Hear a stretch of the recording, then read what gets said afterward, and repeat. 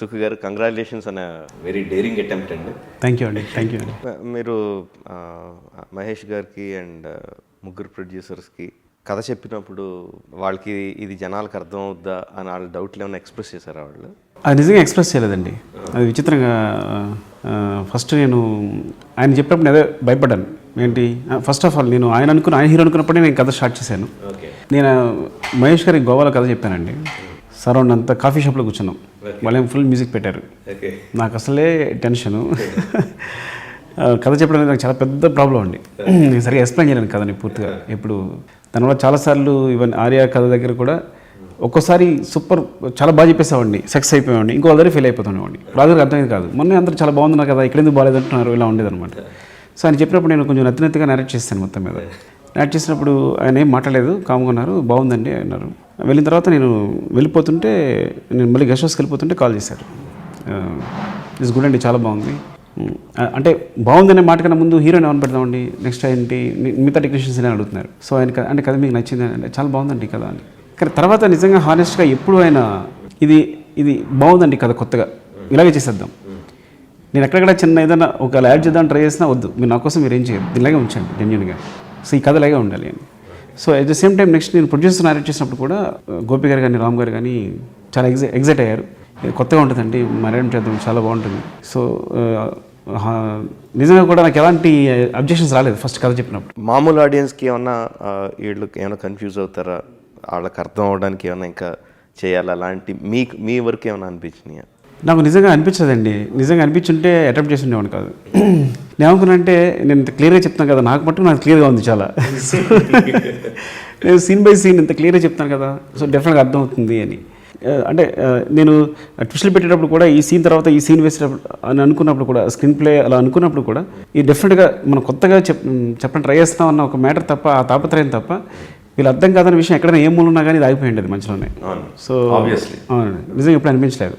కానీ రిలీజ్ రోజు మాత్రం అనిపించింది. ఎందుకో ఆ మార్నింగ్ మొత్తం నాకు ఎందుకో డౌట్ వచ్చింది. నేను థియేటర్లో వెళ్ళి చూడలేదు బిగినింగ్లో, కానీ ఆ తర్వాత నాకు show by show next morning show అయిన తర్వాత, మ్యాట్ని అయిన తర్వాత నాకు కాల్స్ రావడం మొదలుపెట్టాను, చాలా బాగుందని. నేను అదే అనుకున్నాను, డెఫినెట్గా మార్నింగ్ చూసిన ఆడియన్స్ కన్ఫ్యూజ్ అయ్యి ఉంటారు. నాకు వెళ్ళి చూసినప్పుడు నేను ఏదో ఎక్కువ అటెన్షన్ పెట్టితేనే ఇదేదో అర్థమయ్యేలాగే అనిపించలేదు నాకు. ఈచ్ అండ్ ఎవ్రీ సీన్ నాకు చాలా అంటే నచ్చడం అనేది ఒక పాయింట్, అసలు కన్ఫ్యూజింగ్ ఎక్కడ, it was very clear for me ఇంటర్వ్యూలో కూడా చదివాను, and I also agree with it. Entertainment అంటే కామెడీ అనుకుంటారు most of the time. No, any kind of emotion పండితే అది that is entertainment. Any kind of emotion. అయితే పుట్టింటి పట్టు చీర లాంటి సినిమాలు కూడా ఎందుకు తెగ ఆడేస్తాయండి, everything is entertainment. Comedy entertainment లేదు అంటున్నారు.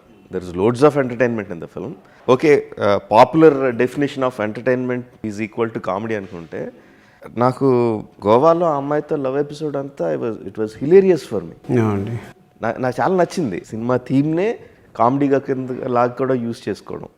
It was really fantastic. Thank you sir, thank you. Love that part. Mahesh was looking very good and of course ప్రతిసారి తను అందంగానే ఉంటాడు.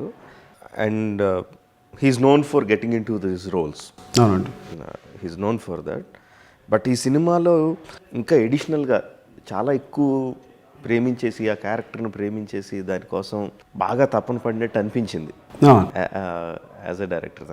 అవునండి, డెఫినెట్గా దీని నుంచి ఆయన ఏంటంటే, ఇప్పుడు ఓ సైకలాజికల్ డిజార్డర్ ఉంది. డిజార్డర్ ఉన్నప్పుడు ఇప్పుడు ఆయనేమో సూపర్ స్టార్. సో ఎలాంటి వేరే అవలక్షణాలు పెర్ఫార్మెన్స్ అలా పెట్టి అలా చేయించలేను. సో అలా చేయించకుండానే ఆయన ఒక సైకలాజికల్ డిజార్డర్ ఉన్న వ్యక్తిగా నమ్మించగలిగారంటే, మీరు చూస్తే ఒక మామూలు పర్సన్ లాగా ఉంటూ కూడా తన పర్ఫార్మెన్స్లో నార్మల్గానే ఉంటూ కూడా ఒక సైకలాజికల్ డిజార్డర్ వ్యక్తిగా ఆయన బిహేవ్ చేయడం అంటే చాలా కష్టం విషయం అండి. Perform very well. యాక్చువల్గా మేబీ అలాగే ఉంటారు. సైకలాజికల్ డిసార్డర్ ఉన్న వాళ్ళు ఏదో విచిత్రమైన బాడీ లాంగ్వేజ్తోనో లేకపోతే ఏదో వేరే రకంగా ఉండాలని రూల్ కూడా లేదు కదా. మేబీ అలవాటు అయిపోయింది, బ్రెయిన్లో ప్రోగ్రామ్ అయిపోయింది. తల్లిదండ్రుల కోసం తెలుసుకోవాలని పడే తపన ఫస్ట్ హాఫ్ కన్నా సెకండ్ హాఫ్లో ఎక్కువ ఉంది. అది అవునండి, అవును, కనెక్షన్ టువర్డ్స్ క్లైమాక్స్ ఇంకా పెరుగుతా. The idea is super. ఆ నర్సరీ రైమ్లోంచి తనకి ఒక్కొక్కటి గుర్తుకు రావడం, అండ్ తల్లిదండ్రుల కోసం వెళ్ళటం, అండ్ హిస్ పర్ఫార్మెన్స్. అండ్ మీరు డైరెక్టర్గా పిల్లోడిది పెద్దోడిది కట్ చేస్తా టక్మ నాకు షార్ట్లో ఇద్దరిని చూపిస్తాను. వెరీ ఏమన్నారు జీనియస్ టచ్. Thank you.